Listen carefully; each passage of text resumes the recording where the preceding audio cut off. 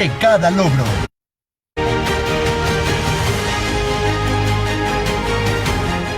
Fuertes en cada desafío.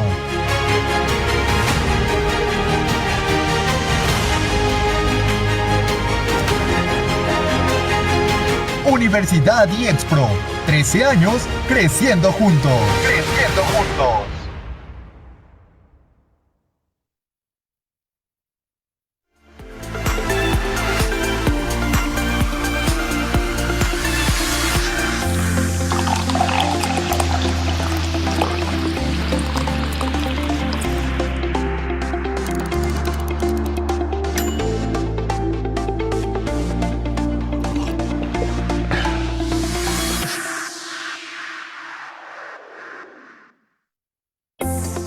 Nuestros invitados del día son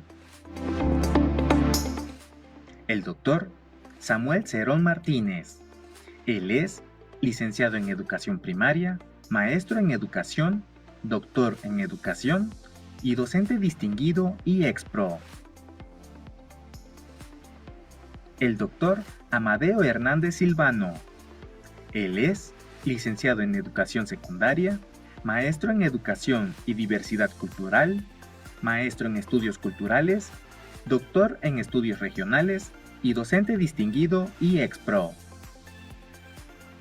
Y el doctor Sergio de Jesús Solórzano Puga. Él es licenciado en Educación Primaria, licenciado en Derecho, maestro en Desarrollo Organizacional y Humano, doctor en Educación y docente distinguido IEXPRO.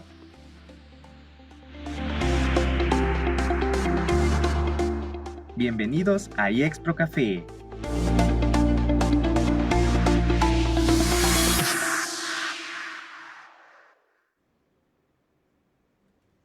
Hola, ¿qué tal? Bienvenidos y bienvenidos sean a este evento de IEXPRO Café. Soy el doctor Samuel Cerón Martínez y me congratulo el día de hoy ser moderador de esta emisión más de IEXPRO Café.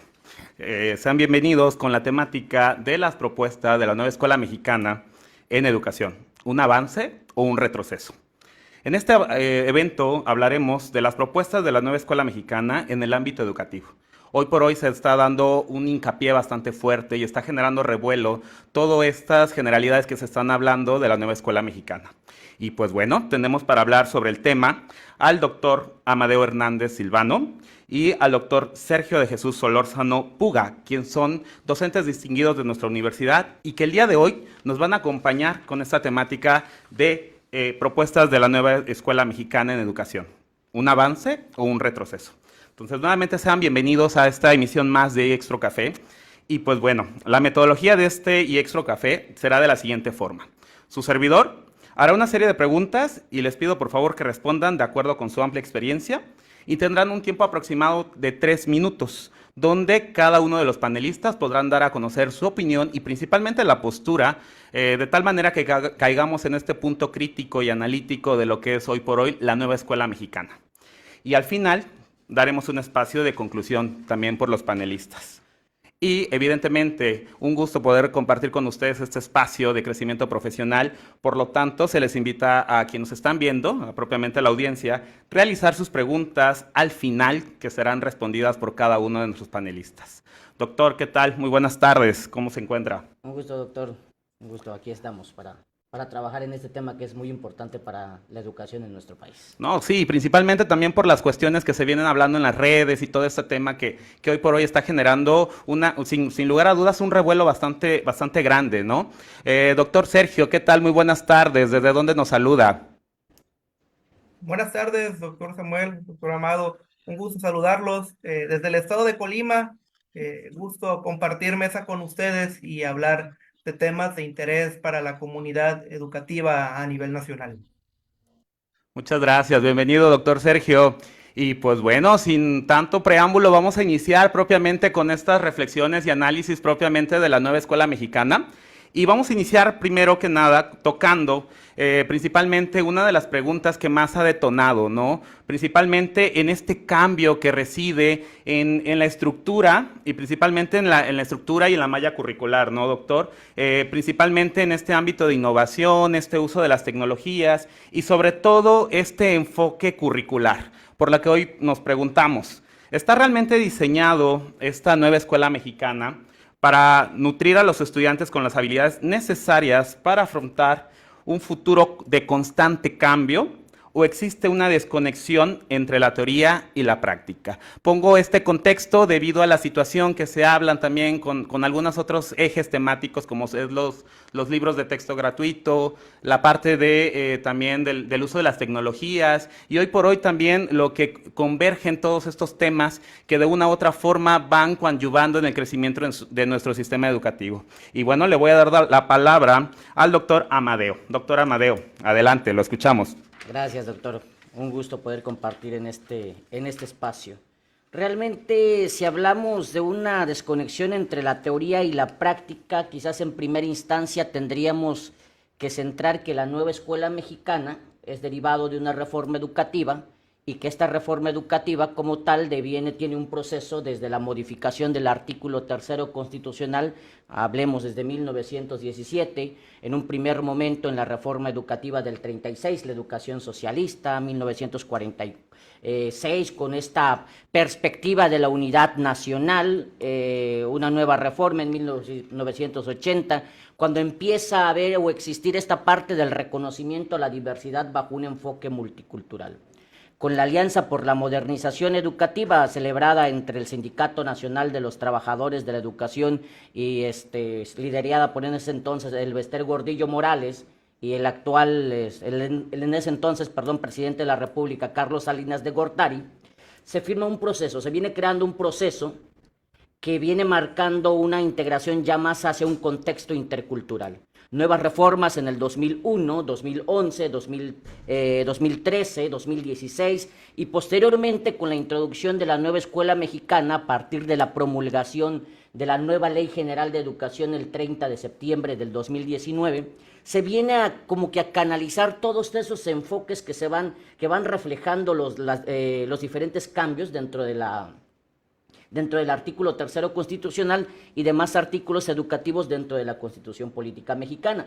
Preguntar si hay un desfaz de la realidad quizás tendría que ver si muchos de los programas de estudios desde las distintas reformas o desde la promulgación del artículo 3º constitucional han retomado la voz de los actores principales o de los actores que se ven involucrados en el ejercicio educativo. Habría que cuestionarnos antes de dar respuesta, y creo que solamente tenemos 3 minutos, si los profesores han sido partícipe de estos cambios, de estos procesos o de estas reformas que se han implementado. Si han sido considerados los alumnos, si han sido considerados los padres de familia, porque algo muy importante plantea desde un enfoque humanista la nueva escuela mexicana, que también hace mención de una interculturalidad crítica decolonial.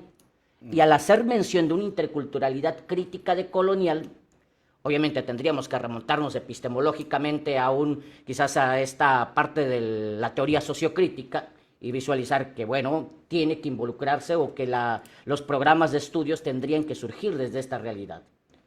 Habría que pensar entonces, y respondería quizás con una pregunta, y atendiendo a la teoría, a la decolonialidad y la interculturalidad crítica, si estos programas surgieron de la realidad, surgieron de las voces de los estudiantes, de las voces de los maestros, para saber si existe una conexión entre los programas de estudios y la teoría.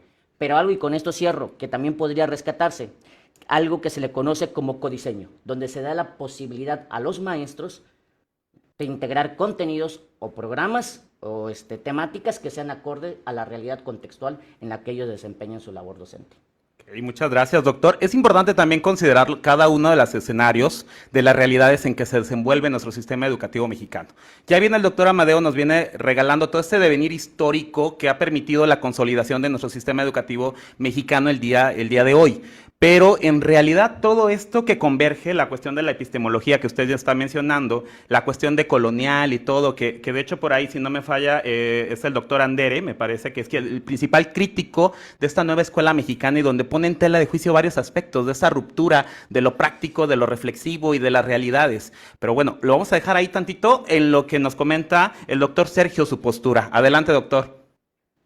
A ver, cuando empezamos a disertar sobre reformas educativas, Como dice el doctor Amado, es importante hacer un devenir histórico, sí, pero también es importante, y creo que a veces como docentes se nos olvida, sobre todo cuando escalamos o tenemos otras figuras dentro del organigrama educativo, qué es lo que requiere la educación. Y cuando hablamos de estos paradigmas educativos, de repente queremos tener el hilo negro de la educación y nos damos cuenta que no se trata del hilo negro de la educación, sino de aterrizar lo teórico a lo práctico, que es lo más complicado cuando se tiene una intervención pedagógica de enseñanza-aprendizaje.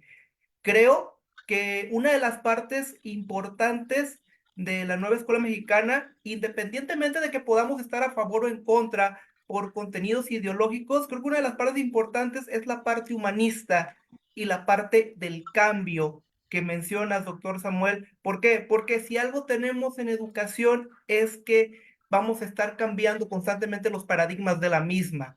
Luego entonces, el hecho de que el humanismo, aspectos como la equidad de género, los derechos humanos, converjan en el pragmatismo y en la propuesta curricular de la educación y de este nuevo modelo es muy importante, no porque antes no se hicieran, ojo, no porque antes no se hicieran, pero creo que hoy la sociedad y el estudiantado exigen esta parte y que como docentes podamos tener la responsabilidad ética y social de versarnos en estos temas.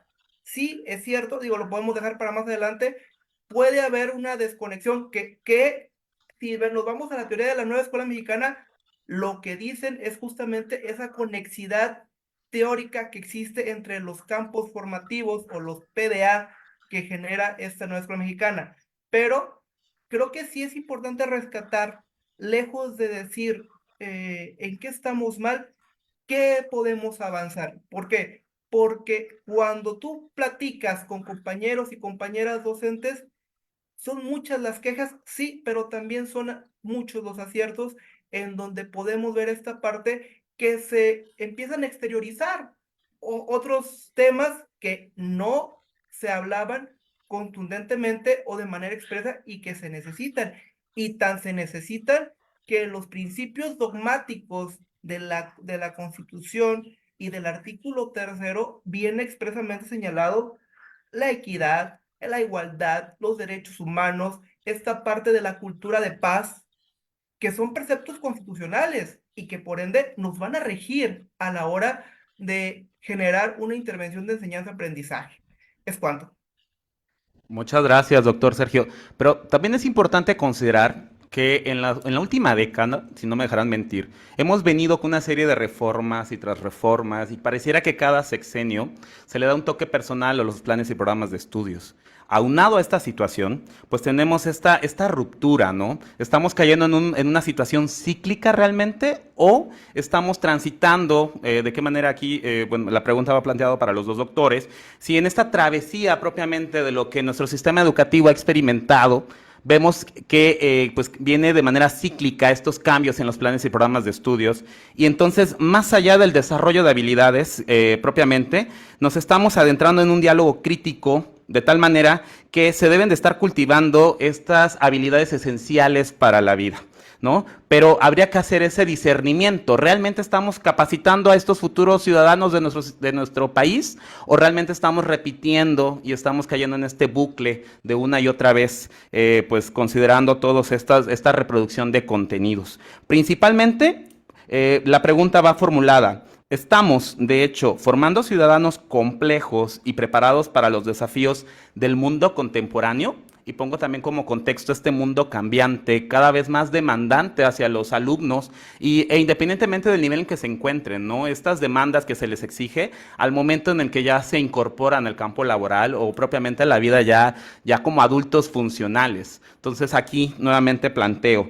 Doctor Amadeo, ¿realmente estamos cayendo en este bucle repetitivo o realmente estamos formando ciudadanos complejos y preparados para los desafíos del mundo contemporáneo?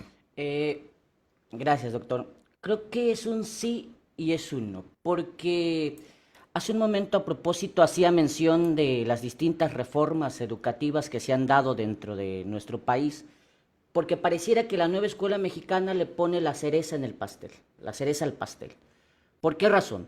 Porque si hacemos un análisis en este sentido, ¿qué es lo que se pretendía mediante las misiones culturales impulsadas por José Vasconcelos Calderón? La parte del saber hacer.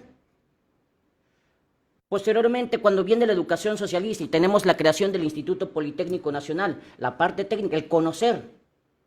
Ok, viene el reconocimiento y estamos retomando la evolución de la sociedad. Y recordemos que un programa de estudio, una reforma educativa deviene de una transformación o de una necesidad social. Entonces, le plantamos cara a la reforma de 1980, la integración de la diversidad, el saber ser. Agregamos, bueno, avanzamos un poquito más al 2001, el saber estar en sociedad y con eso surge un enfoque muy conocido y que aún sigue permeando en este momento, la enseñanza o el enfoque educativo por competencias. Ok, se va constituyendo en esta parte. Posterior a ello se refuerza también en el 2011, hablamos de claves por aprendizaje en el 2016 y aquí hay como una conjunción dentro de todo este proceso, dentro de la nueva escuela mexicana, que el humanismo viene a retomar estos aspectos muy importantes dentro de esta reforma. Ahora, ¿estamos realizando lo mismo? Usted acaba de dar un punto muy importante. Pareciera que los maestros están empezando a acoplarse con una reforma, con un programa de estudio, porque también hay que ser muy precisos. La reforma del 2012, tendríamos a un grupo de empresarios denominados mexicanos primero que estaban involucrados también en la reforma educativa. Entonces, hay intereses políticos también en este proceso. Entonces, estamos, por ejemplo, la pregunta es clara, ¿se están cultivando habilidades esenciales para la vida o nos encontramos atrapados en un ciclo repetitivo? ¿Estamos formando ciudadanos complejos o preparados para el desafío en el mundo contemporáneo? Y la respuesta tendría que responderse desde la realidad educativa. ¿Por qué razón? Un servidor ahorita está trabajando con 25 escuelas primarias del sector indígena y hay una gran discrepancia. Hay una situación muy compleja después de un COVID-19 que mantuvo aislados a varios compañeros, a muchos alumnos, y hay muchachos en primer grado de secundaria que no saben leer y no saben escribir. Tenemos alumnos de quinto grado en las zonas, por eso tenemos que entender múltiples realidades. Entonces, yo creo que teóricamente, epistemológicamente, la nueva escuela mexicana da muchas respuestas. Recoge las demandas de los sectores, de los sectores de izquierda, de la perspectiva teórica de la interculturalidad crítica que denominaba Catherine Walsh, de los estudios decoloniales de Walter Mignolo, de Boaventura de Sousa Santos, y nos podemos ir un poco más allá, pero no está reflejando el sentir de muchos de los estudiantes y de muchos profesores, independientemente porque hay diferentes sectores y está polarizando aún más varios sectores de la educación. No está contemplando todas las realidades. Muchas gracias, doctor. Sin lugar a dudas, un tema bastante complejo si lo vemos desde las realidades educativas. No es lo mismo la enseñanza que se da en el estado de Chiapas, por ejemplo, y no es por demeritar a mi bello estado, pero realmente las diferencias son abismales, ¿no? Y eso lo podemos identificar. Realmente los procesos de aprendizaje, enseñanza, pues son totalmente diferentes. Pero por ahí el doctor Sergio nos marcaba que no podíamos caernos solamente en lo negativo, ¿verdad, doctor? También nos decía que había varios puntos en común y bueno, ahora va la pregunta formulada para usted. ¿Cree usted que realmente estamos en este bucle de repetición o realmente estamos cayendo en formar a estos ciudadanos un tanto críticos, reflexivos, e inclusive me atrevería yo a comentar también la parte de epistemológicos, ¿no? Del propio criticar, de la reflexión, de lo que están aprendiendo hoy por hoy? Adelante, doctor, lo escuchamos. Fíjate, doctor Samuel, doctor Amado, que es muy interesante la postura que manejan porque la educación requiere de contextos. Y lo acabas de decir muy bien, doctor. No es lo mismo hablar de la educación en Chiapas que hablar de la educación en Colima, en Jalisco o en algún otro estado de la entidad. Y si bien existe un sistema nacional de educación, las cosmovisiones son distintas.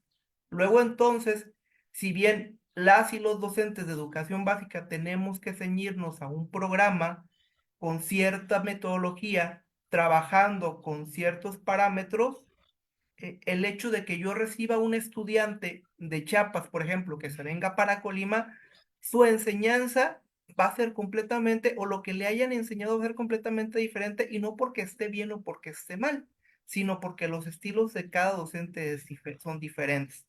Respondiendo a la pregunta, yo te diría así, a rajatabla, que no se está construyendo ciudadanía crítica, no. Y sin afán de politizar el tema, porque creo que no es el rumbo de la mesa de diálogo, uno de los reflejos de la sociedad siempre son nuestros actores y nuestras actoras políticas y políticos. ¿Por qué? Porque ellos también fueron estudiantes con sueños, con visiones, y el hecho de que polaricemos tanto esta parte y de que, como lo comentaba el doctor Amado, cada 3 años, cada 6 años pareciera que uno de nuestros gobernantes le quiere imprimir su sello, no nos permite avanzar, ¿sí? En el papel, y por eso comentaba en un principio, en el papel, en la parte teórica, la escuela mexicana, armonizada con lo que requiere el contexto social y con lo que solicita el artículo 3 constitucional, que es la base de todo lo que rige la educación en el país, se escucha muy bien, pero a la hora de implementarlo es donde nos encontramos las lagunas. ¿Por qué? Porque lo vemos reflejado en cómo estamos discerniendo los temas de interés público. Los docentes muchas veces, y no hablo por todos, pero trato siempre de hablar en primera persona, no quiere decir que así sea, pero no le queremos entrar a los temas que nos están pidiendo nuestros estudiantes, porque nos da miedo, porque no le sabemos, porque no lo estudiamos y le damos la vuelta. Luego entonces, creo que no lo estamos cumpliendo, creo que como docentes también nos falta entrar a esta parte en donde no lo politicemos tanto, en donde veamos qué podemos hacer, qué sí podemos implementar. Por ejemplo, lo que comentaba el doctor Amado, la educación por competencias no es nueva. El anterior modelo educativo del anterior sexenio lo ponía al centro. Hoy la escuela mexicana, la nuestra mexicana, lo pone un poquito más de manera intrínseca, pero ahí está. El gran problema de que no estemos generando ciudadanía crítica es que cada 6 años se quiere cambiar por completo el sistema educativo y nadie es capaz, y nadie, hablo de los titulares de la Secretaría de Educación y las titulares, nadie es capaz de decir esto se queda porque esto sirve, y esto lo hemos visto sexenio tras sexenio. Lo vimos con Calderón, lo vimos con Fox, lo vimos con Peña Nieto, lo vemos hoy con Andrés Manuel López Obrador.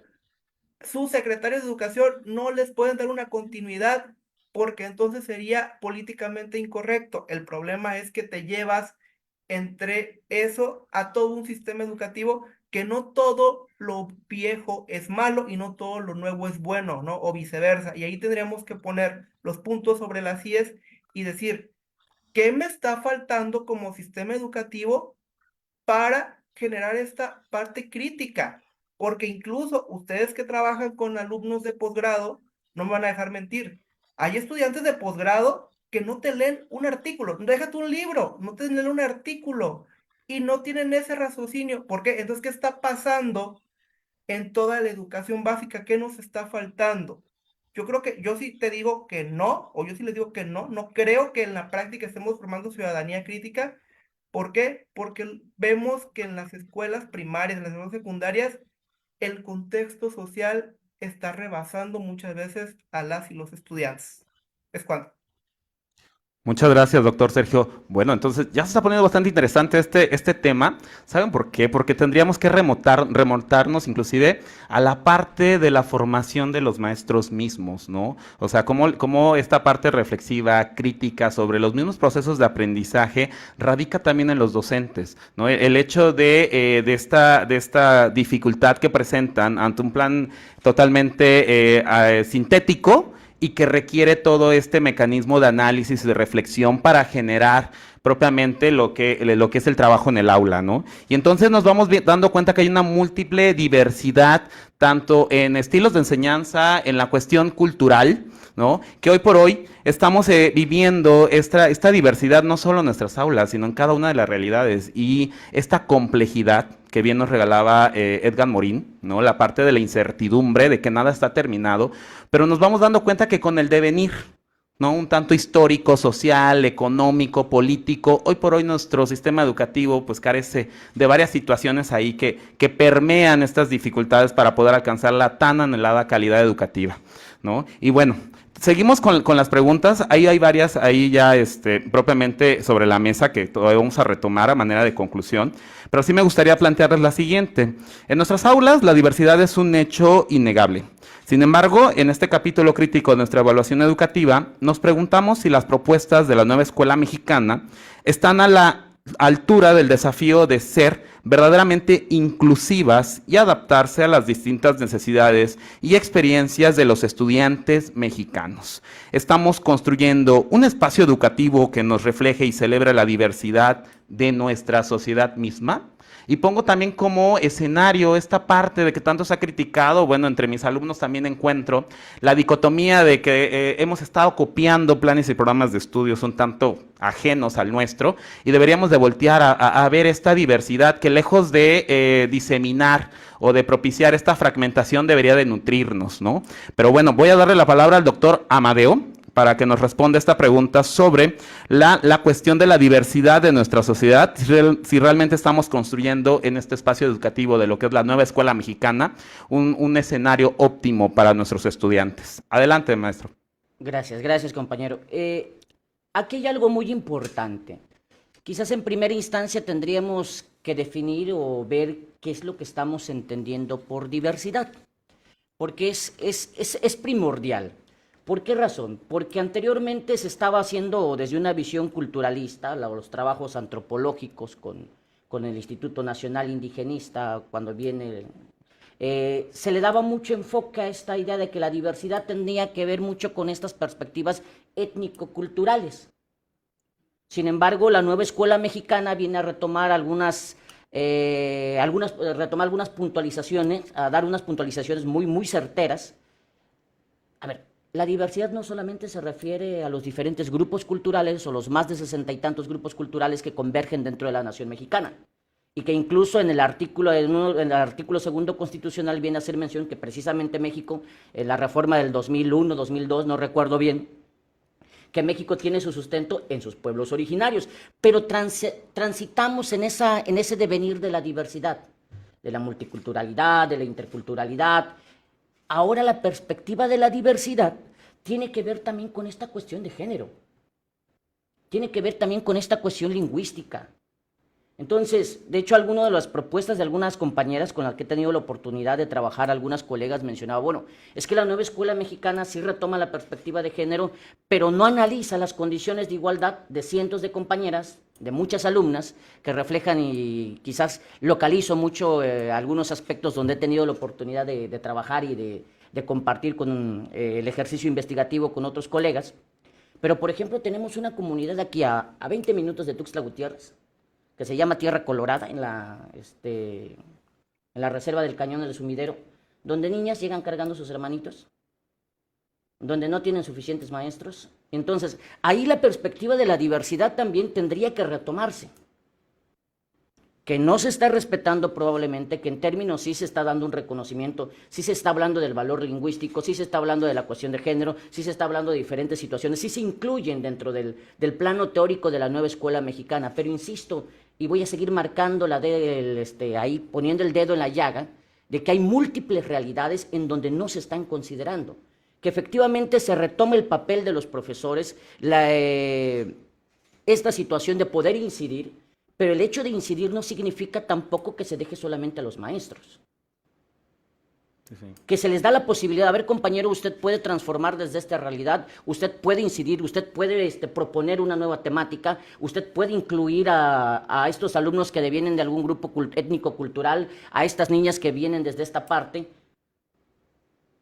pero no se le puede dejar todo al maestro. Entonces, creo que atendiendo directamente a la pregunta, que si estamos construyendo un espacio educativo que refleje y celebre la diversidad en nuestra sociedad, yo creo que los maestros los están haciendo. Estamos haciendo nuestro mejor esfuerzo. Ahí no es una pregunta, en el plano teórico, la nueva escuela mexicana lo realiza. En el plano práctico, deja muchos espacios. En la cuestión pedagógica, yo considero que muchos maestros están haciendo una excelente labor. Bueno, muchas gracias, doctor Amadeo.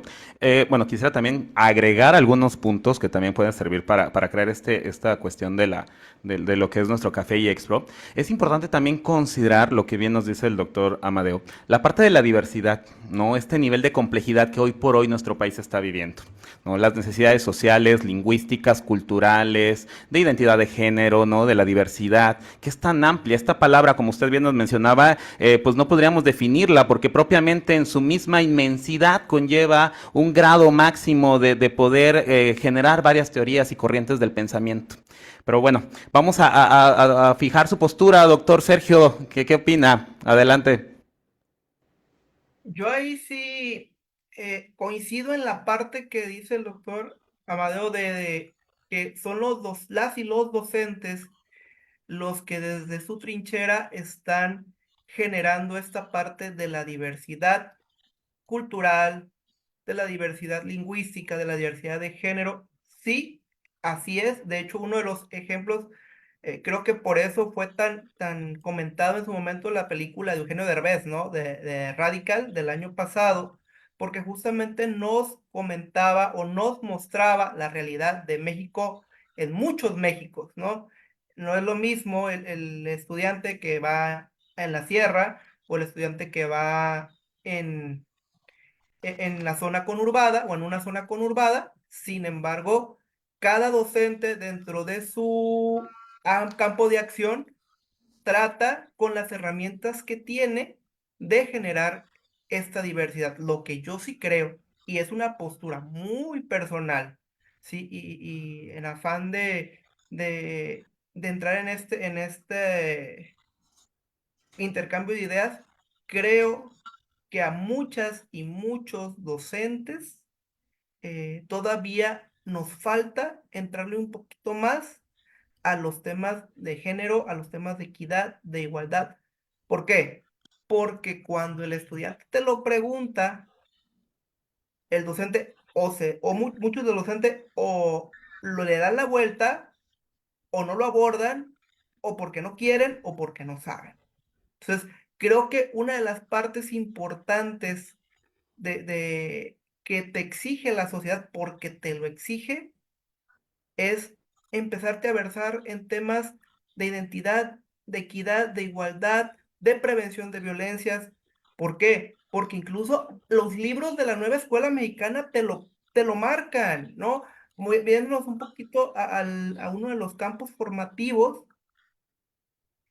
uno de los libros te marca el tema de las familias, ¿no?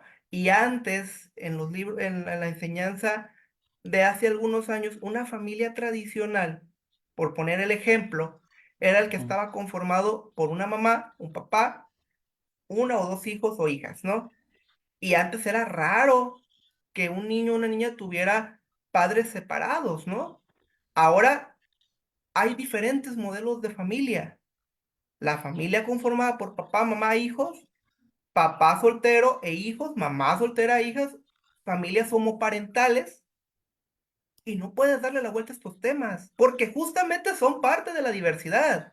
Entonces, como docentes no podemos darle la vuelta a estos temas, y lamentablemente, había grupos subversivos, independientemente del tracto político que tenían, que querían quemar los libros de texto por ese tipo de temas. Por favor, son temas que están en la agenda pública. No los puedes ocultar. Cómo los plantean o no los plantean, eso es un análisis que tendríamos que hacer más de fondo, que no nos da el tiempo. Pero sí le tenemos que entrar a esta parte. Porque entonces, ¿qué vamos a hacer cuando tengamos un alumno con una familia homoparental? Se le va a excluir porque al excluirlo lo discriminas. No se va a hablar de este tema porque al no hablarlo lo discriminas. Lo que no se visibiliza no existe. ¿Sí? Entonces, el hecho de que visibilicemos esta parte es porque es la necesidad también de hacerlo, así como se tiene que visibilizar las competencias, la adquisición de aprendizajes, lo que nos dan materias específicas como son o materias exactas como son las matemáticas, la física. Así también tenemos que entrarle al tema de las ciencias sociales, porque el estudiantado nos lo exige. ¿Qué va a pasar si yo tengo un estudiante que en su descubrimiento de género se percibe como mujer siendo varón. No le voy a entrar al tema, lo voy a invisibilizar, voy a permitir que existan burlas delante del grupo, porque pasa, porque ha pasado con estudiantes de educación básica, porque ha pasado con estudiantes de educación media superior y superior. Me voy a burlar del lenguaje incluyente porque no me pongo a leer sobre estos temas. Yo siempre les comento cuando me toca dar un tipo de pláticas de esta índole, puedo no estar de acuerdo con temas como el lenguaje incluyente y no sexista, por ejemplo, que es parte de la diversidad, y es parte de la inclusión. Pero lo que no puedo es denostar sin tener puntos fundados y motivados de por qué no estoy de acuerdo, ¿sí? Porque al final de cuentas son cosas o son aspectos que se requieren abordar. No podemos invisibilizarlo porque hace 10 años hablar de este tipo de temas era meternos en problemas. No, ¿por qué? Porque entonces estoy invisibilizando al estudiante, no estoy incluyéndolo y aparte estoy incurriendo en una conducta que es tipificable como una responsabilidad administrativa o que me puede aparejar un delito como es la discriminación. Entonces, a todos estos temas le tenemos que entrar porque es parte de la diversidad. Sí, sí creo que dentro de nuestra trinchera cada uno de nosotros y nosotras le estamos abonando, sí, pero creo que también tenemos que entrarle a esos temas un poquito con más profesionalización. Es cuanto. No, Muchas no sé si me gracias. tantito ahí, Adelante, doctor. doctor. Gracias. Quizás este tema de la diversidad puede abordarse desde diferentes ángulos, porque si bien es cierto, tendríamos como docentes, como profesores o como seres humanos, como sujetos sociales, tenemos una visión cultural. Claro. Y Todorov decía, bueno, nosotros y los otros, yo puedo ser el otro. Entonces, ¿hasta qué punto podemos hacer válido esto que mencionan los programas de estudio? No voy a polemizar en este sentido, o los mismos libros de texto, porque efectivamente retoma esta situación de la igualdad de género, retoma temas muy complejos, como lo mencionaba muy acertadamente el doctor, y Morán precisamente hacía, bueno, es que profesores, ustedes siempre van a tener o tienen que tener mente abierta para manejar este tipo de situaciones, mente abierta porque hace 15, 20 años efectivamente teníamos una familia de papá, mamá, ahorita vamos a tener alumnos donde van a traer a dos mamás, van a traer a dos papás, pero en un contexto diferente.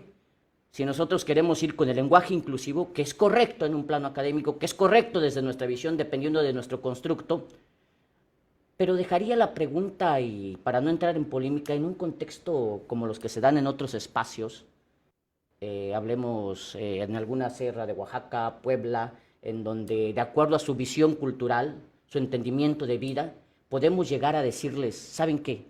Esto no es lo correcto es esto. Claro. Entonces, entraríamos en un dilema también ahí, que eso también implica un reconocimiento y respeto a la diversidad. Sin duda alguna, un trabajo muy complejo para el docente para entrar en este diálogo, que conocemos muchos, funcional sí, pero al final diálogo intercultural. Bueno, ahí está la postura del doctor. La verdad es que realmente estos paradigmas de la nueva escuela mexicana que se están construyendo llevan un compromiso bastante amplio hacia el docente, ¿no? Bien nos decía el doctor Amadeo, ¿no? La parte fundamental en el que, bueno, hacia qué actor va dirigida la nueva escuela mexicana. Se considera de una manera holística, desde padres de familia, alumnos, docentes, inclusive la sociedad con esta parte del contexto, ¿no? La parte humanista que tanto se resalta. Pero habría que verificar cada uno de estos puntos, ¿no? Y por ahí tenemos una frase que yo utilizo mucho en mis clases, que les comento a mis alumnos: no puedes dar algo que no tienes, ¿no? Y habría que fijar las posturas muy críticas también de la cosmovisión, de toda esta idiosincrasia que se tiene en las comunidades, porque, bueno, de qué manera estamos universalizando, ¿no? El conocimiento debería de ampliar y romper estas barreras de la ignorancia misma, pero ¿hasta qué punto podemos llegar a delimitar y decir, bueno, hasta aquí me quedo, ¿no? Y realmente es un tema donde sí convergen varias posturas ideológicas, políticas, sociales e inclusive hasta económicas, y bueno, hoy por hoy nos vamos dando cuenta que esta nueva escuela mexicana empieza a generar, y yo lo veo desde ese punto de vista, a generar este pensamiento disruptivo, ¿no? El renovar viejas prácticas para poder reivindicar lo que hoy por hoy es nuestro sistema educativo nacional, ¿no? Yo siempre les he dicho, la parte de la revalorización, siempre debemos de revalorarnos primero nosotros en nuestro actuar, darle la cientificidad y sobre todo caer en esta parte de lo reflexivo para poder accionar de manera consciente. En este escenario viene la siguiente pregunta, principalmente a estos puentes, a estos andamiajes que se deben de dar directamente entre la escuela con propiamente ya los escenarios donde el alumno propiamente se tiene que ver inmerso en esta parte de la evaluación, esta correspondencia. Entonces tenemos que el papel de los padres de familia es crucial e innegablemente deben de darle este acompañamiento. Entonces, en este escenario, nos cuestionamos si las propuestas de la nueva escuela mexicana fomentan una participación significativa de los padres de familia en el proceso educativo. ¿Estamos construyendo estos puentes sólidos entre la escuela y el hogar? ¿O propiamente un papel simbólico? ¿Y cuál es el verdadero grado de involucramiento que estas propuestas buscan lograr? Me gustaría también abrir un espacio ahí en donde hablaba mucho de los libros de texto, ¿no, doctores?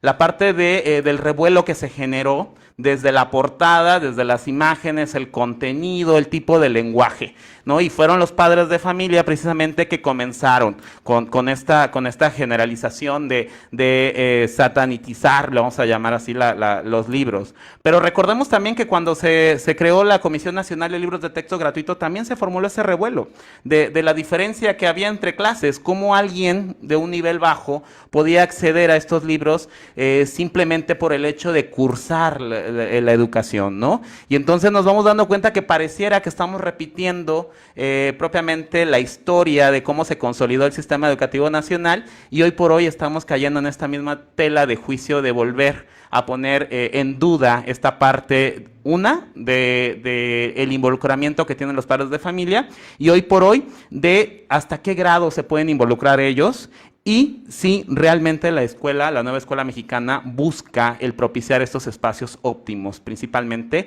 en los padres de familia, como bien se mencionó. Doctor Amadeo, es su momento de participar. Adelante. ¿Cuál sería la pregunta en concreto en ese sentido? La pregunta en concreto sería, ¿estamos construyendo puentes sólidos entre la escuela y el hogar o la participación de los padres se reduce a un papel meramente simbólico? ¿Cuál es el verdadero grado de involucramiento que estas propuestas buscan lograr? Ok. Creo que, insisto, desde el momento en el que se habla de una perspectiva crítica, en la cuestión teórica estamos haciendo mención de que los mismos profesores deberían de tener esta conexión con los padres de familia. De hecho, en las metodologías que se trabajan, se habla de un aprendizaje basado en problemas, se habla de una metodología STEAM que involucra prácticamente el contexto y la interacción propia con los propios padres de familia. Entonces, lo que busca la nueva escuela mexicana es esta conexión efectivamente con la sociedad, con los actores educativos. Y más que la nueva escuela mexicana, creo que es una pregunta un tanto abierta. Eso no lo podrían garantizar como tal los programas de estudios. Los que tendrían que garantizar ese espacio de reflexión, de construcción, de diálogo con los propios actores de la comunidad estudiantil, actores de la sociedad donde se ve involucrada la escuela, son los profesores. Entonces, si nosotros preguntamos cuál es el verdadero grado de involucramiento de los padres de familia, tendríamos que remitir a la práctica docente. Retomar, obviamente, en qué situaciones nosotros pudiésemos estar trabajando, y lo comentábamos hace un momento. ¿Cómo llegamos a las comunidades o cómo llegamos a las escuelas? Porque tomando algunos conceptos y algunos ejes temáticos que se abordaron hace un momento, vamos a la cuestión de la diversidad, veamos a la perspectiva de la diversidad, del conocimiento, y veamos los tipos de conocimientos que pudieran existir, el conocimiento propio local, el conocimiento del docente que llega. A ver, vamos con intención de transformar la realidad, pero ¿cómo pretendemos transformarla? ¿Y cómo pretendemos involucrar a los padres de familia? Sacándolos de la ignorancia. ¿Qué tipo de ignorancia? A ver, o sea que el conocimiento que ellos tienen no es el propio. O no es válido. O no es válido. Sí, una cuestión bastante compleja. O no es válido, entonces, o no es válido para el sistema de vida que un servidor puede llevar como profesional de la educación, pero puede ser válido para la realidad inmediata en la que en la que el padre de familia está involucrado. Entonces yo comentaba con muchos de nuestros estudiantes o con muchos compañeros, colegas, maestros, a ver, vamos a involucrar a los padres de familia, pero ¿de qué manera los vamos a involucrar? Vamos a ir a sacarlos del letargo en el que estamos. Ojo, compañeros, habría que tener cuidado en ese sentido, porque las normas, los constructos, las formas en cómo ellos se visualizan, también es una situación propia. Por eso hacíamos mención, ¿por qué los programas de estudio en ocasiones no funcionan? Porque venimos con un constructo de conocimiento de la cuestión teórica, de la formación como profesional o un servidor como que será especialista en el área de las ciencias naturales, vamos y trabajamos. Ok, va el ingeniero agrónomo a trabajar a la institución y lo retomamos esto porque la nueva escuela mexicana da pauta de trabajar con los padres de familia desde la realidad propia. Va el ingeniero agrónomo y decir, bueno, a ver, señores padres de familia, vamos a trabajar, a ver, chicos, allá, no sé, en Colima, en una zona rural donde ellos están acostumbrados a trabajar la tierra y vamos a ver el involucramiento de los papás. A ver, espérense. Yo aprendí en la Universidad Autónoma Chapingo, en la Narro, yo aprendí en tal o X y lugar, que la tierra se trabaja de esta manera y que los fertilizantes son estos y que la forma... A ver, espérese, señor profe, es que aquí lo hacemos de esta manera. Entonces, tendríamos que ver si el involucramiento de los padres de familia nos llevaría quizás a deconstruir nuestra propia formación. Si queremos involucrar realmente a los padres de familia en todos los contextos, implica una deconstrucción propia del docente para lograr una conexión en donde quiera que estemos, sea una zona rural, sea una zona urbana. Entonces, aterrizar y saber el espacio, el lenguaje, el contexto político, económico donde nosotros estamos trabajando. Porque, por ejemplo, mencionaba Alicia Castellanos en las imágenes del racismo, ser mije en Oaxaca es ser gente de razón. Entonces, si vamos a estar en Oaxaca, tendríamos probablemente que buscar una deconstrucción propia e involucrarnos en ese proceso. Por ejemplo, vamos a dar, y con esto voy a cerrar. Hacemos moción. Es que no podemos involucrarlos porque los chicos no hablan nuestro lenguaje, porque los padres de familia no hablan nuestro lenguaje y no permite esta conexión. Aquí la pregunta sería para los profesores, independientemente que la nueva escuela mexicana tiene un plano discursivo muy bonito, eso siempre lo voy a mencionar. Habría que criticarnos también, porque ya le dimos a la nueva escuela mexicana, pero también se implica una crítica hacia nosotros como docentes. Vamos, ¿hasta qué punto involucramos a nuestros padres de familia? Y hablemos en el plano, me voy a centrar en Chiapas, porque el problema educativo en México siempre ha sido la cuestión lingüística, de la diversidad lingüística, cultural, varios aspectos. Ha sido uno de los esquemas muy fuertes dentro del sistema educativo mexicano. Entonces, se va a las comunidades, no aprenden, no se involucran los padres, es que no entienden lo que nosotros les decimos. A ver, ¿en qué momento como profesores nosotros aprendimos a hablar el lenguaje de nuestros estudiantes? ¿Cuánto tiempo estuvimos en diferentes comunidades y aprendimos el lenguaje local?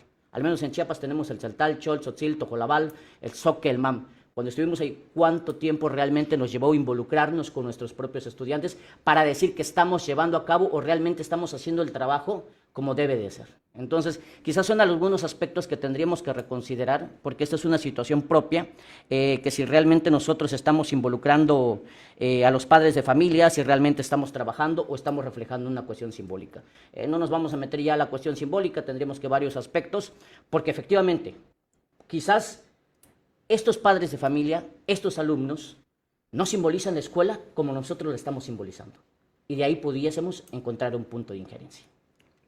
Muchas gracias, doctor Amadeo. Un término bastante complejo, ¿no? La parte de la formación que conlleva esa deformación del mismo ser, ¿no? ¿Qué tanto me adapto? ¿Qué tanto puedo romper esos constructos, esos paradigmas que tengo para poder ofrecer mejores herramientas a mis alumnos para poder adaptarse al medio en que se encuentran, ¿no? Es un tema bastante, no quisiera usar el adjetivo complejo, pero realmente conlleva una serie de situaciones un tanto epistemológicas, de análisis, de cosmovisión, y por ende le vamos a dar la palabra al doctor Sergio. Adelante, doctor Sergio, lo vamos a escuchar. Cuando involucramos a la parte de los padres y madres de familia, yo sí creo que hay que ser muy respetuosos y respetuosas con el contexto de ellos y de ellas, ¿no? En la parte teórica, en dos de los ámbitos que conforman la nueva escuela mexicana, o en dos de los campos formativos, como es de lo humano y lo comunitario y ética, naturaleza y sociedad, nos damos cuenta de que se involucra a la parte social, y en la parte social está la relación del estudiante, ¿no? O del ser humano, de este ser individual con sus colectividades y por ende también con quienes lo rodean, como en este caso la familia nuclear, como puede ser papá, mamá o hermanos o hermanas, ¿no? Pero sí, a la hora de involucrarlos, más allá de lo que pudiera decir la teoría, con que lo que dice lo humano y lo comunitario, ¿no? Que es construir esta identidad y esta convivencia y esta interdependencia, ¿no?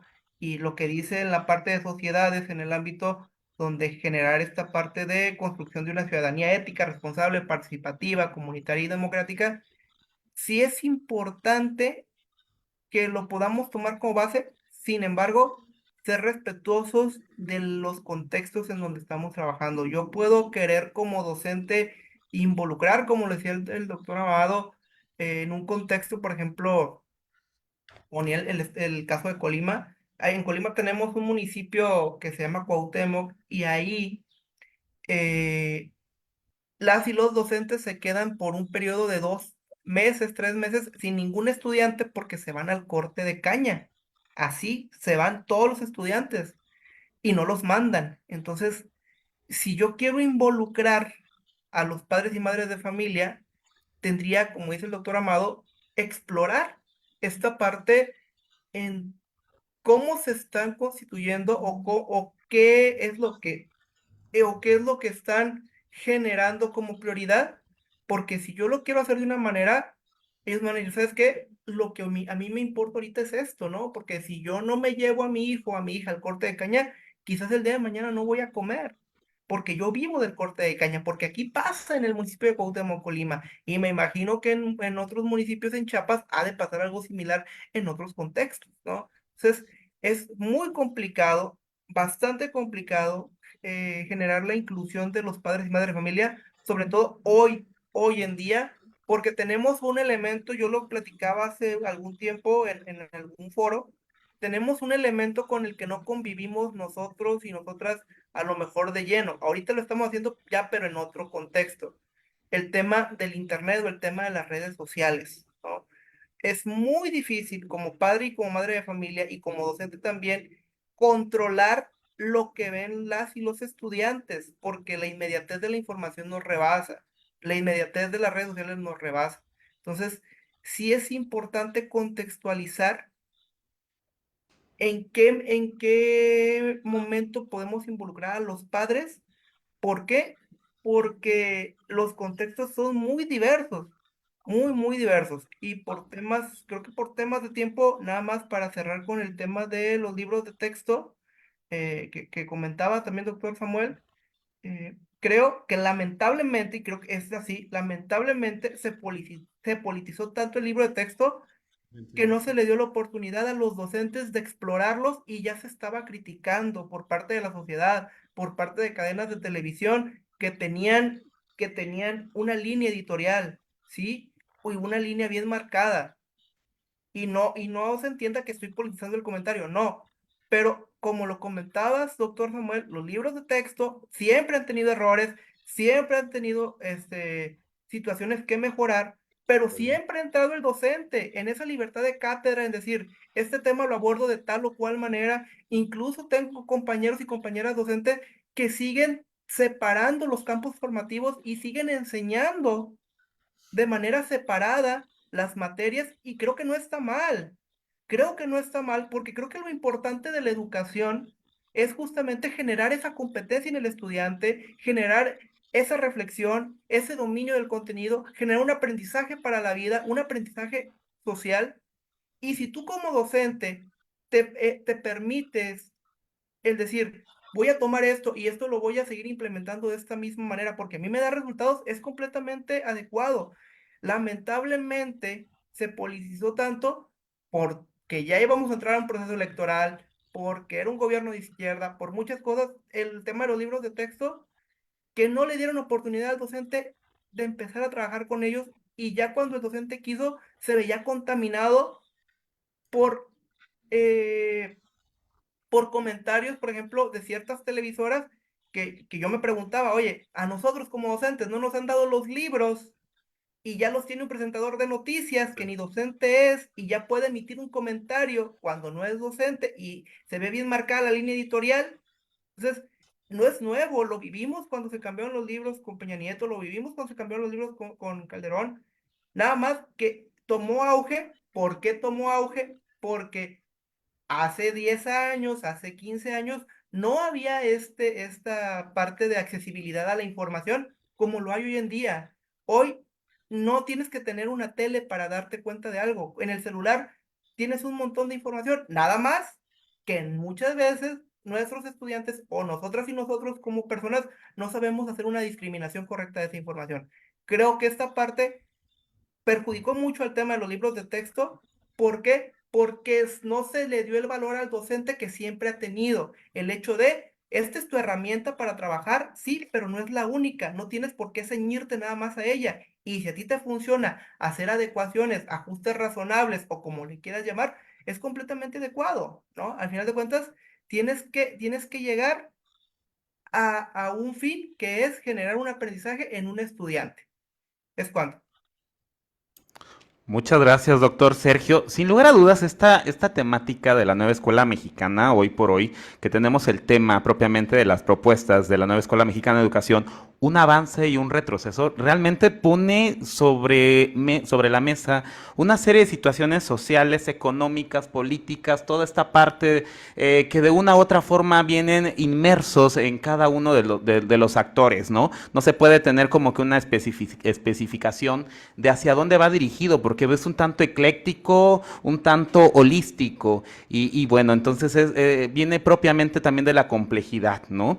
Y muchas gracias, doctor Sergio, ya estamos prácticamente por finalizar y de manera breve me gustaría que nos dieran a conocer, ya para la última pregunta, ¿qué expectativas podríamos tener como sociedad ante estos nuevos paradigmas que nos marca la nueva escuela mexicana? Entonces sí me gustaría que nada más pudiéramos como que puntualizar. Yo sé que llegar a una conclusión totalmente completa, pues no, pero sí, ¿cómo pueden ustedes tener como que este horizonte hacia dónde va? ¿Qué expectativas podemos tener sobre nuestra nueva escuela mexicana? Adelante, doctor Amadeo. Hay un desconcierto.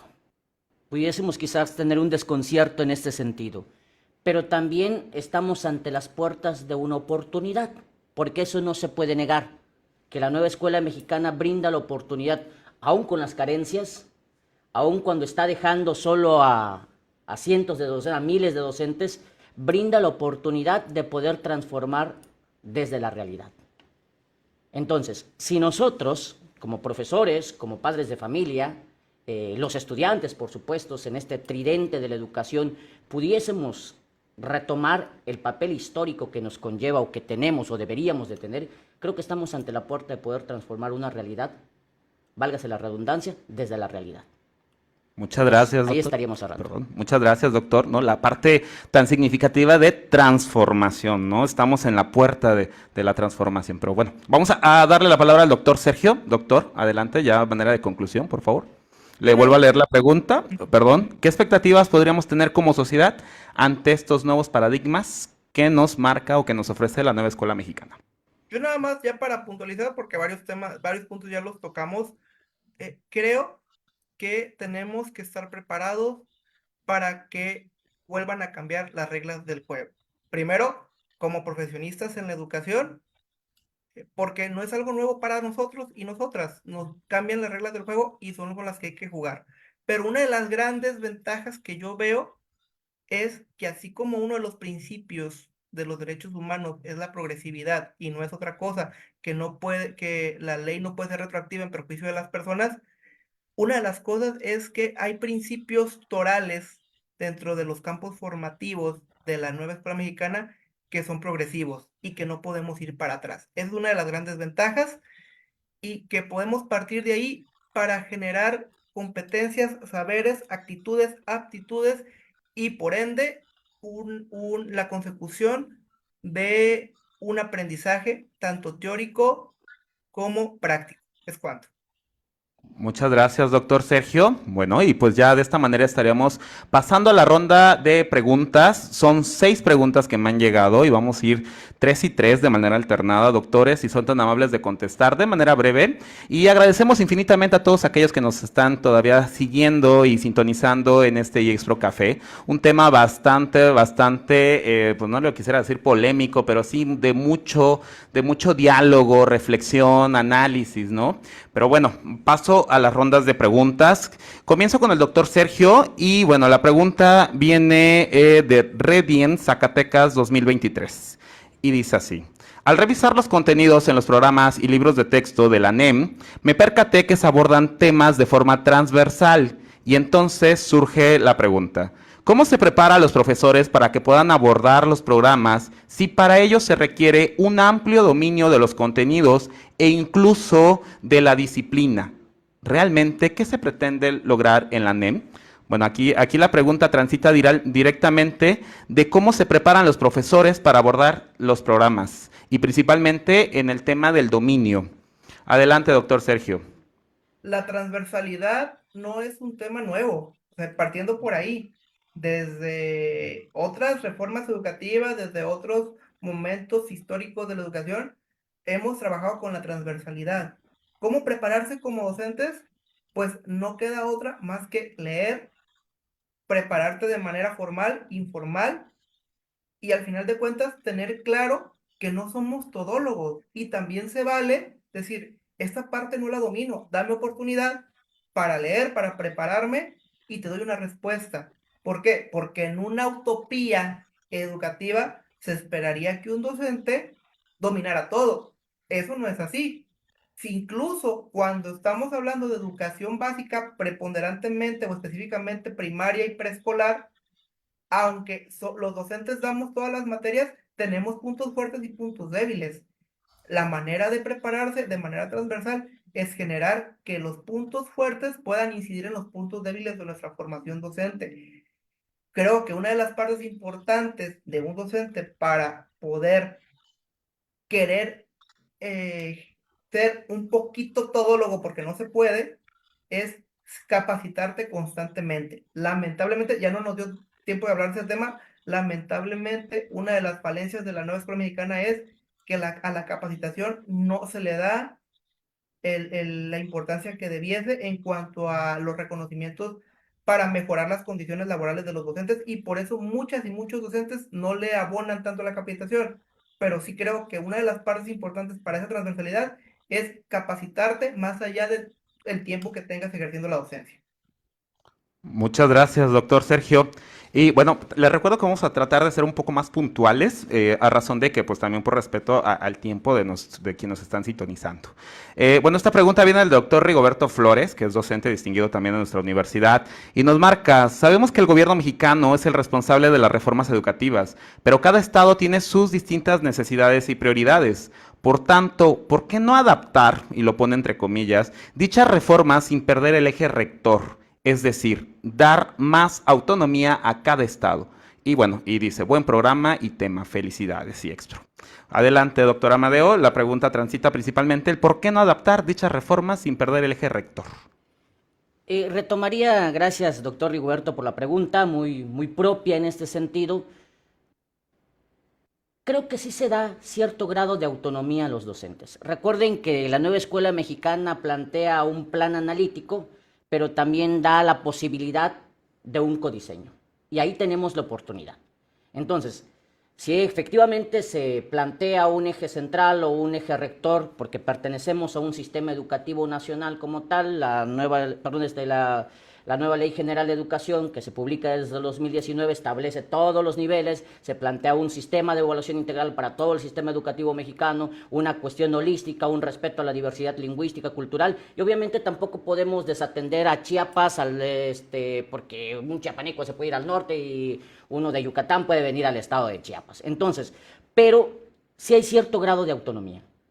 Quizás ese es un punto que podemos estar retomando en este momento, que los profesores tenemos la oportunidad de implementar ciertos contenidos que vayan acorde a la realidad, o es decir, si estamos viendo, ¿qué será? Álgebra, que trabajemos el tema de álgebra, de una manera distinta como se pueda trabajar probablemente. O si hay alguna temática que abone a las matemáticas, pudiésemos retomarlo desde la realidad en la que nosotros nos encontramos. Tenemos esa oportunidad en este momento los profesores.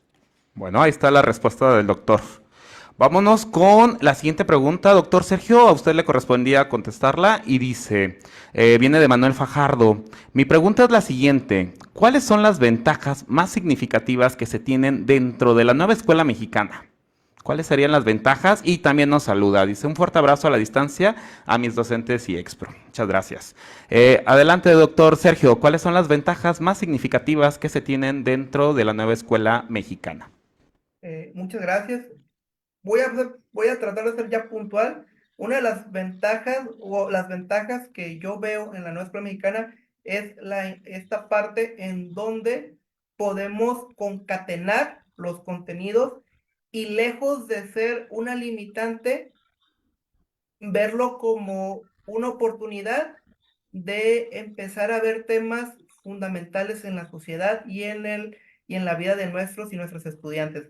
El hecho de que si bien los campos formativos converjan o concatenen ciertas materias y se vea como una desventaja, puede ser una oportunidad para ejercer esta libertad de cátedra y contextualizar las necesidades de nuestros estudiantes. Muchas gracias, doctor Sergio. Proseguimos la pregunta de Alberto A. Acevedo. Y sería para usted, doctor Amadeo. Dice, la diversidad y el respeto son fundamentales, pero las matemáticas y la gramática son prioritarias. Educar en el respeto y la diversidad es más tarea de las familias. Pareciera que el tema de la diversidad y manejando en una sola dimensión hace que se pierdan. Ellos llevan hablando casi todo el tiempo de un solo tema y la competitividad, la calidad, la contabilidad. Por ahí nos hace la pregunta. Ok. Tendríamos que entender ahí en esta parte que está priorizando la cuestión de las matemáticas, de la gramática, y lo aterrizamos quizás en algunas asignaturas o disciplinas centrales dentro de la formación del nivel de educación básica o nivel de educación media superior.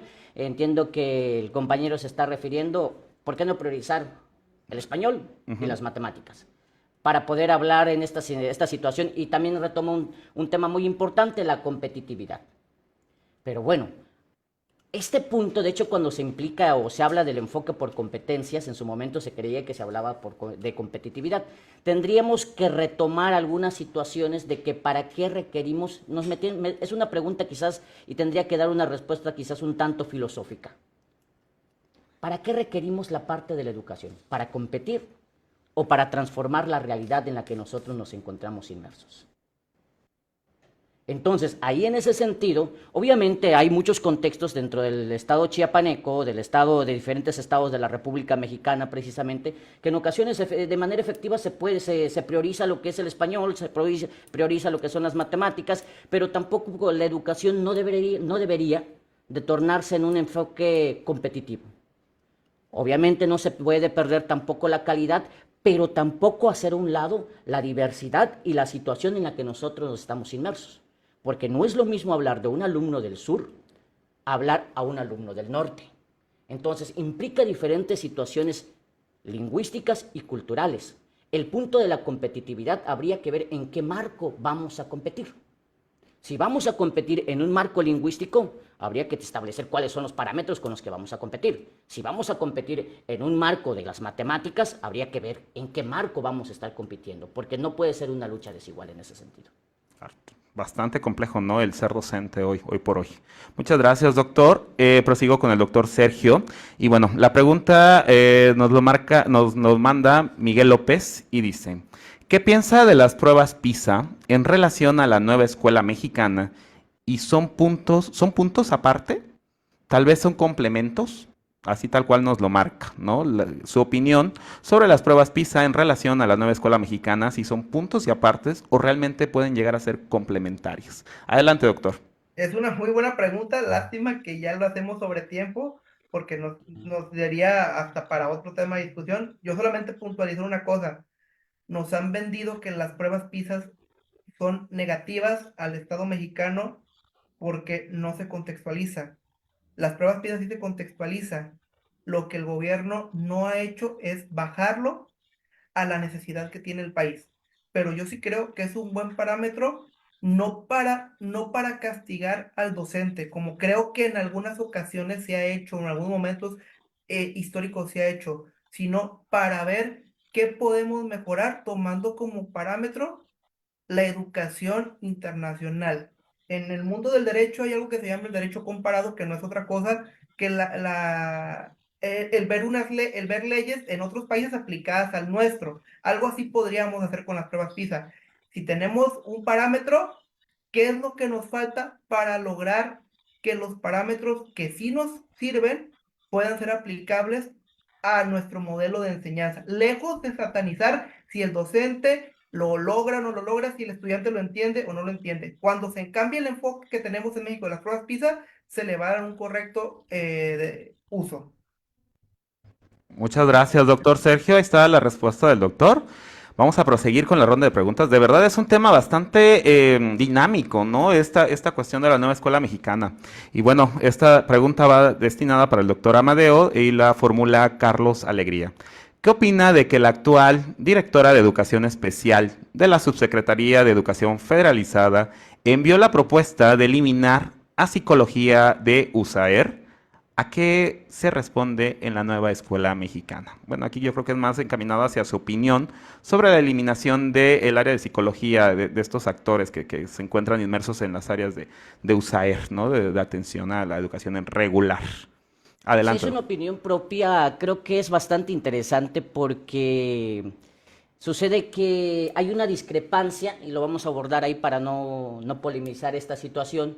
Hay una discrepancia a veces entre la formación de muchos de los personajes que se encuentran ocupando puestos educativos que a veces no concuerdan con su formación académica, el punto de conocer la realidad educativa de nuestro país.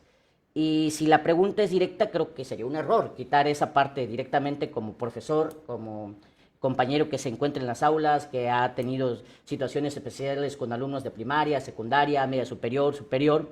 Creo que eliminar la psicología de USAER sería un retroceso dentro de la nueva escuela mexicana, porque la misma escuela mexicana está priorizando la inclusión, está priorizando el respeto a la diversidad. Entonces yo creo que estaríamos dando un paso hacia atrás si se aceptara esta parte.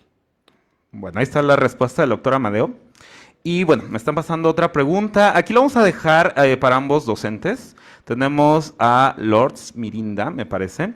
¿Cuál es su opinión respecto a que ahora los docentes seremos quien capacite a los mismos docentes? De manera muy puntual, por favor, si son tan amables, doctor Amadeo, inicie usted.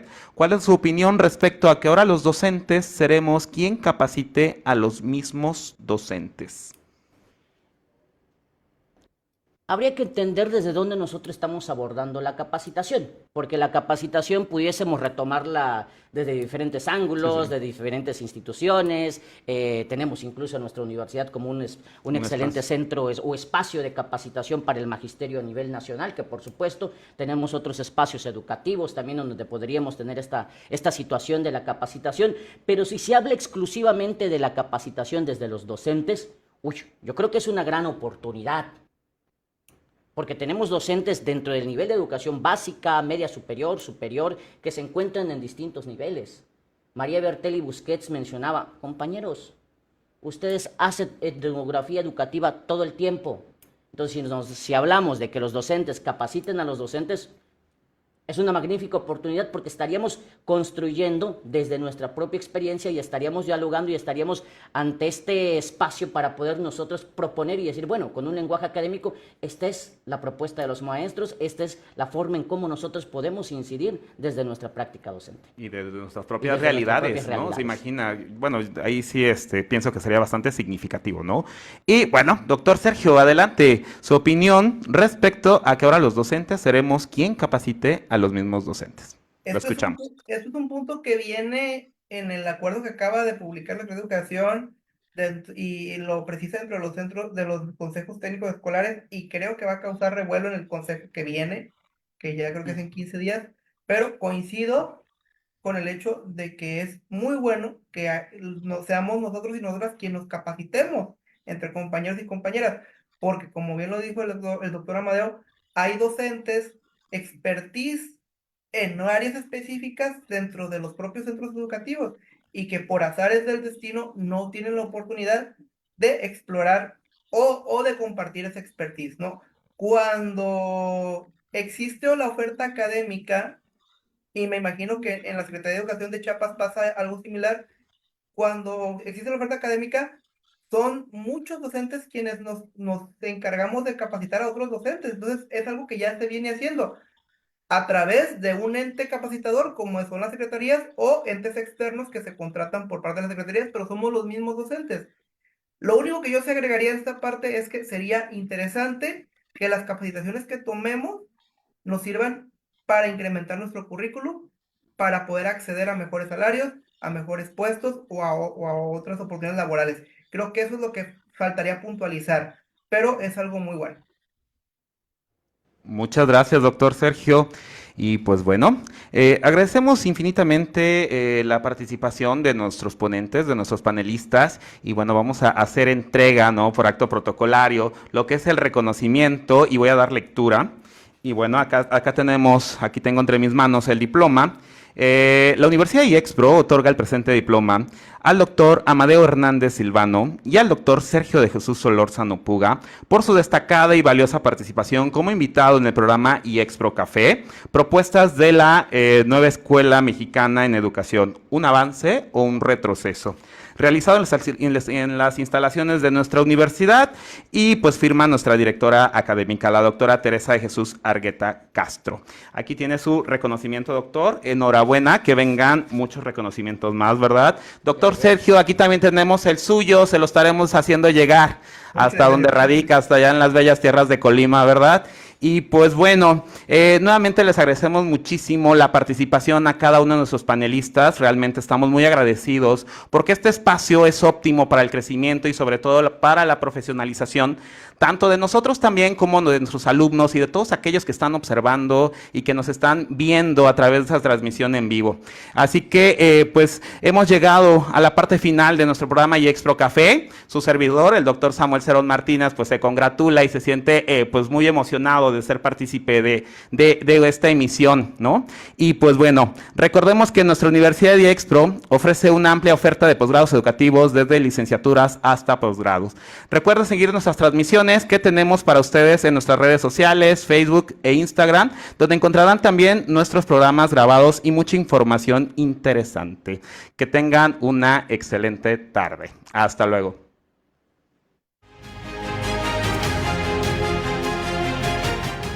Dignos de cada logro.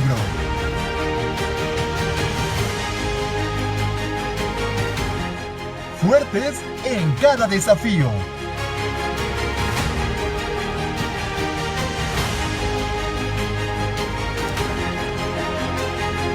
Universidad IEXPRO, 13 años creciendo juntos.